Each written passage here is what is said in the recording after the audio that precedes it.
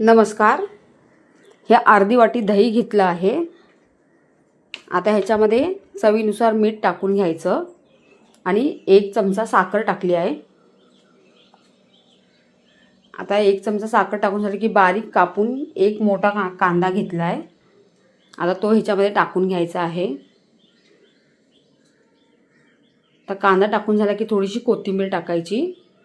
आता हे कढईमध्ये 1 चमचा तेल गरम करायला ठेवलं. त्याच्यामध्ये मी 1 चमचा राई टाकली आणि अर्धा चमचा जिरं टाकलं आहे आणि 1 लाल मिरची मी तोडून टाकली आहे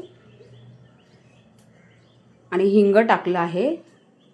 आता ह्याच्यामध्ये मी अर्धा चमचा मी मिरची पावडर टाकली आहे. आता हे आपण दह्यामध्ये ओतून घेऊया.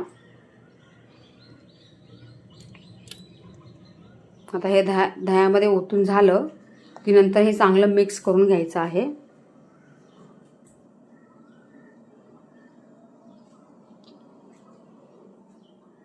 व्यवस्थित सगळं काढून कढईतलं फोडणी ह्याच्यामध्ये टाकून ही मिक्स करून घ्यायची आहे. हे बघा, आता ही मिक्स करून झाली की नंतर ह्याच्यामध्ये थोडीशी कोथिंबीर टाकायची आहे वरून आणि 7-8 मोठे द्राक्ष घेतले आहेत.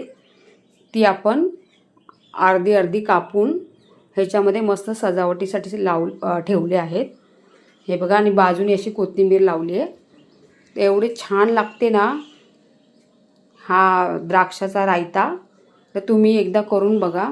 मस्त द्राक्षाची टेस्ट, आंबट नसतात ही द्राक्ष, पण मस्त गोड आणि दही थोडं आंबट, ही टेस्ट एकदम चविष्ट लागते.